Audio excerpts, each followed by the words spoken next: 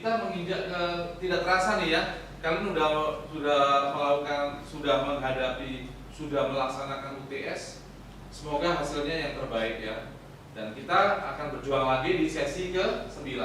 Sesi ke-9 ini, oh ya saya justru malah lupa ya. Saya ucapkan salam dulu. Assalamualaikum warahmatullahi wabarakatuh.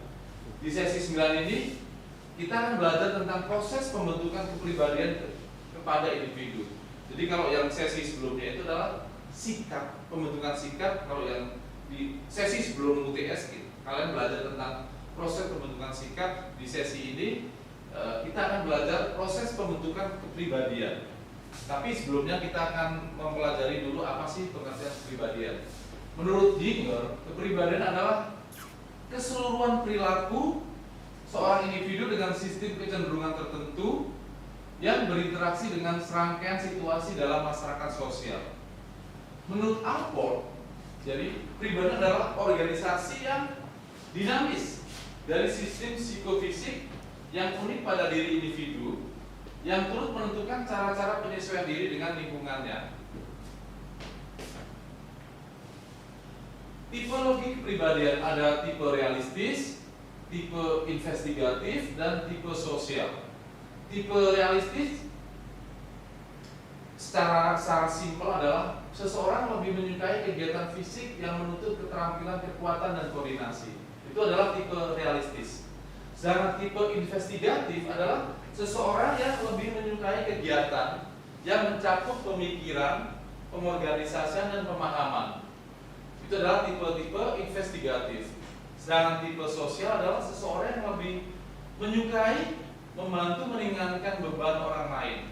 Itu adalah ternyata tipe sosial.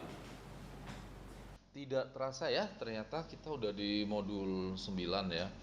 Di modul 9, coba setelah yang beberapa tadi ya, kita sekarang lebih semua fokus di slide 5 ya.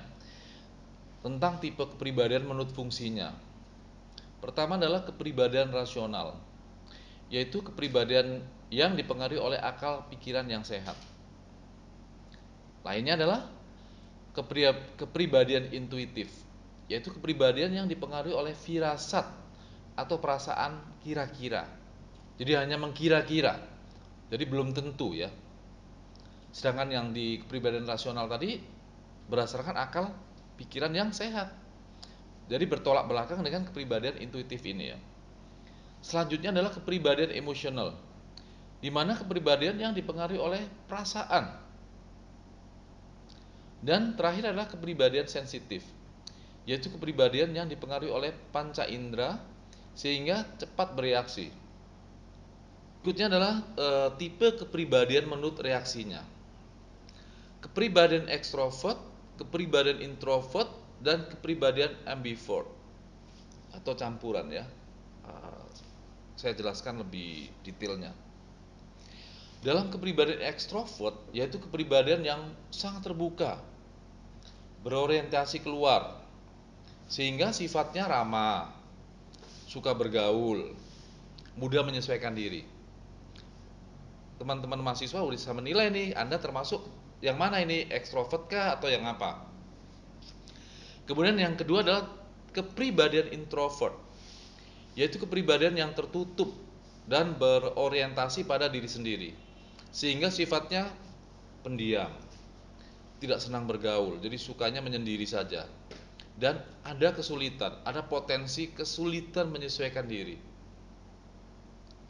Yang terakhir adalah kepribadian ambivert, atau yang disebut biasanya nih kalau di dalam keseharian kalian disebut adalah kepribadiannya abu-abu, yaitu kepribadian campuran yang tidak dapat digolongkan pada kedua tipe di atas karena sifatnya yang sangat bervariasi tadi, kadang hijau, kadang kuning, kadang merah, jadi colorful banget gitu ya. Itu adalah kepribadian abu-abu.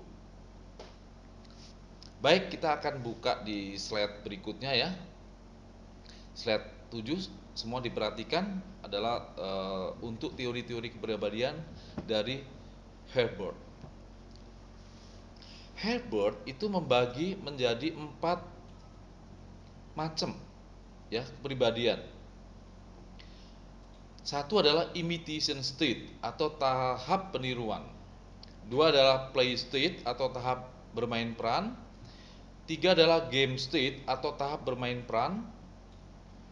Dan empat adalah generalized state atau tahap penerimaan.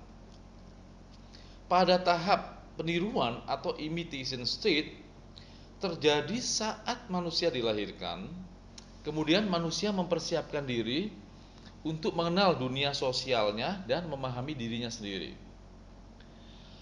Pada tahap bermain peran atau play state adalah tahap ini anak telah memiliki kemampuan untuk meniru secara sempurna. Ya, sedangkan di tahap ketiga adalah game state adalah tahap bermain peran, hampir menyerupai ya di tahap kedua tadi play state tadi ya. Pada tahap ini anak mulai memerankan status dirinya secara langsung dengan penuh kesadaran. Perbedaannya kalau tadi hanya meniru dengan sempurna, sedangkan yang di tahap 3 ini adalah memerankan status dirinya secara langsung dengan penuh kesadaran. Dan keempat adalah tahap penerimaan norma kolektif atau generalized state. Pada tahap ini seseorang sudah mempunyai kedewasaan penuh dalam bersikap. Kalau tadi kita mendengar teorinya, kita membaca teorinya Herzberg. Kalau sekarang ada teorinya Cooley. Cooley membaginya menjadi 3 tahapan dalam pembentukan kepribadian. Satu adalah seseorang mempunyai persepsi mengenai penilaian orang lain terhadapnya. Kedua, seseorang mempunyai persepsi mengenai penilaian orang lain terhadap penampilannya. Dan seseorang mempunyai perasaan terhadap apa yang dirasakan sebagai penilaian orang lain terhadapnya. Sedangkan yang Bapak akan jelaskan di sesi terakhir ini ya, di slide terakhir ini adalah semua udah ketemu di slide 10 ya, teori-teori kepribadian, teori diri antisosial. Teori ini dikemukakan oleh Sigmund Freud, di mana berpendapat bahwa diri manusia mempunyai 3 bagian, yaitu id, superego, dan ego. Kalian pasti udah sangat familiar dengan Sigmund Freud dengan teorinya id, superego, dan ego. Id adalah pusat nafsu serta dorongan yang bersifat naluriah, tidak sosial, rakus, dan antisosial. Id ya, dorongan nafsu. Sedangkan ego adalah bagian yang bersifat sadar dan rasional yang mengatur pengendalian superego terhadap id. Ego secara kasar dapat disebut sebagai akal pikiran. Sedangkan terakhir adalah superego. Dalam kompleks dari cita-cita dan nilai-nilai sosial yang dihayati seseorang serta membentuk hati nurani atau disebut sebagai kesadaran sosial, adalah itu kita sebut sebagai superego. Terima kasih atas perhatiannya telah menyimak modul 9 tentang proses pembentukan kepribadian.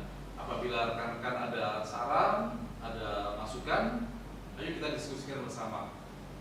Terima kasih atas kehadirannya sekali lagi. Wassalamualaikum warahmatullahi wabarakatuh.